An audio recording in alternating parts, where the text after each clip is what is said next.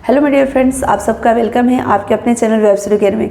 Friends, एक comments था कि दिए टीजीटी मैथमेटिक्स का जो कॉम्बिनेशन है बीपीएससी टीचर के लिए उसको क्लियर कर दो। इसमें बहुत सारे लोग कंफ्यूज हो रहे हैं। तो मैं आपको बताना चाहूँगी कि जो भी ग्रेजुएशन में फिजिक्स से अगर वो पढ़ाई किए, केमिस्ट्री से किए, मैथ्स से किए, बायो से किए, तो वो किसके लिए एलिजिबल है। ज़्यादातर यहाँ कन्फ्यूज़न मैथ्स और बायो के साथ नहीं होता है, केमिस्ट्री और फिजिक्स के साथ होता है। तो इसलिए फ्रेंड्स मैं आपको इस वीडियो में बताना चाहूँगी कि आपको क्या लेना चाहिए। देखो, जब मैं स्टेट का पेपर देकर TRE 2 देने गई थी तो हमें ऐसे एक नहीं कई स्टूडेंट मिले जिन्होंने ये बताया कि मैं पेपर तो दे रहा हूँ या दे रही हूँ, लेकिन मेरा सिलेक्शन हो भी जाएगा तो हम ज्वाइन नहीं कर पाएंगे। क्यों? क्योंकि हमारा कॉम्बिनेशन गलत है। क्यों गलत है? क्योंकि किसी ने मतलब गलत बता दिया। अब बताओ, बेचारे को गलत बताने की वजह से उनका फ्यूचर ख़राब हुआ ना।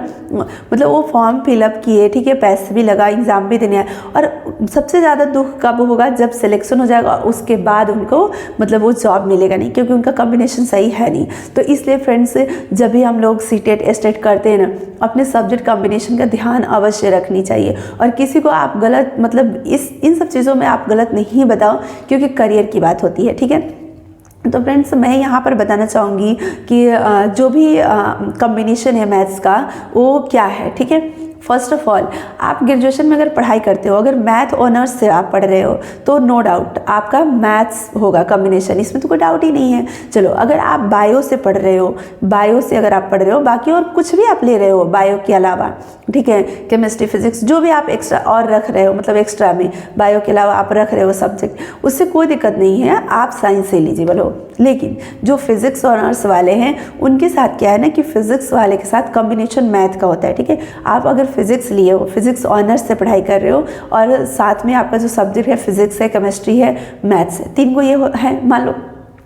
दिक्कत यहाँ पर क्या आता है ना कि हम फिजिक्स 3 ईयर पढ़ते हैं, ठीक है, लेकिन हम जो मैथ्स है वो 1 ईयर 2 ईयर पढ़ते हैं, 2 ईयर पढ़ते हैं, हमारे यहाँ 2 ईयर पढ़ते हैं। जैसे मेरा भी 2 ईयर है, मेरा फिजिक्स ऑनर्स था। तो जो फिजिक्स ऑनर्स वाले हैं ना, उनका साइंस से कॉम्बिनेशन नहीं बनता है। और बहुत सारे लोग सोचते हैं फिजिक्स साइंस है तो साइंस से कॉम्बिनेशन बने, साइंस से स्टेट दे देते हैं, और उनका साइंस से कॉम्बिनेशन नहीं बनता है, मैथ्स से बनता है। क्यों बनता है? क्योंकि साइंस से कॉम्बिनेशन के लिए जूलॉजी, बॉटनी, केमिस्ट्री, इन तीनों में से कोई भी 2 होना चाहिए। जूलॉजी, बॉटनी, केमिस्ट्री, इन तीनों में से कोई 2 होना चाहिए, ठीक है। अब मान लो कोई बायो से है तो बायो में या तो जूलॉजी या बॉटनी कोई तो एक होगा ही, या केमिस्ट्री उसके साथ होगा ही, तो उसका बन जाता है कॉम्बिनेशन। लेकिन फिजिक्स ऑनर्स वाले के साथ क्या है? केमिस्ट्री तो है लेकिन जूलॉजी, बॉटनी में तो कोई एक नहीं है ना। तो साइंस के लिए जूलॉजी, बॉटनी में से कोई एक होना चाहिए, और बाकी आपका जो भी है, केमिस्ट्री है, जूलॉजी, बॉटनी, इन तीनों में से कोई एक है, तो आपका कॉम्बिनेशन बनता है। और मैथ ऑनर्स वाले के लिए क्या है ना कि इनको है कि भाई ग्रेजुएशन में मैथ पढ़ा होना चाहिए,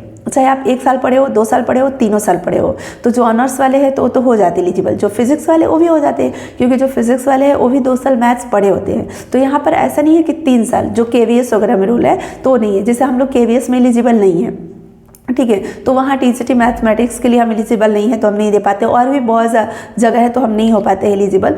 तो यहाँ पर जो BPSC टीचर है इसके लिए हम एलिजिबल हो पाए, ठीक है, जो हमारा मैथमेटिक्स है। बाकी और जगह जो है ना, जब मेरा PC कंप्लीट होगा तो हम +2 के लिए हम तब मतलब किसी और जगह हम फॉर्म अप्लाई कर सकते हैं, एग्ज़ाम दे सकते हैं, ठीक है। नहीं तो उससे पहले हम बस बिहार में जो BPSC टीचर है इसके लिए, बाकी और 1-2 जगह मतलब देखे थे कि वहाँ भी एलिजिबल है, ठीक है।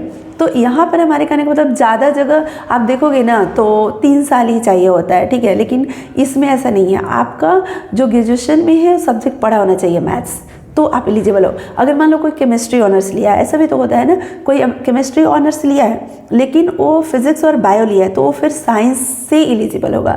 लेकिन कोई केमिस्ट्री ऑनर्स लिया है, फिजिक्स और मैथ्स भी साथ में लिया है, बायो उसमें नहीं शामिल है, केमिस्ट्री ऑनर्स है लेकिन बायो नहीं शामिल है, वो फिजिक्स और मैथ्स लिया है, तो फिर वो मैथ्स से एलिजिबल होगा, ठीक है। सिंपल सी बात है। बायो मतलब साइंस से एलिजिबल होने के लिए जूलॉजी, बॉटनी, केमिस्ट्री में से कोई 2 होना चाहिए, और मैथ्स से एलिजिबल होने के लिए ग्रेजुएशन लेवल पर मैथ्स पढ़ा होना चाहिए। चाहे कोई भी आप प्रोफेशनल डिग्री भी अगर कर रहे हो, उसमें अगर मैथ्स आप पढ़ाई किए हो तो आप TGT मैथ्स के लिए एलिजिबल हो, ठीक है। अगर आप इंजीनियरिंग ही किए हो, उसमें मैथ्स आप पढ़े हो तो आप एलिजिबल हो।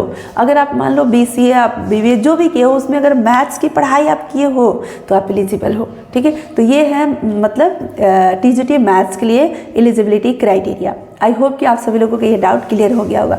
इस वीडियो को फ्रेंड्स मैक्सिमम से मैक्सिमम लोगों तक पहुंचाने का प्रयास कीजिएगा। छोटा सा वीडियो मैंने बनाया कॉम्बिनेशन के ऊपर, टीजीटी मैथ्स कॉम्बिनेशन का और साइंस कॉम्बिनेशन के ऊपर, क्योंकि इस वजह से बहुत सारे लोग करियर ख़राब हुआ है। इवन मैं ऐसे लोगों से पर्सनली मिली हूँ जिनका करियर ख़राब हुआ है।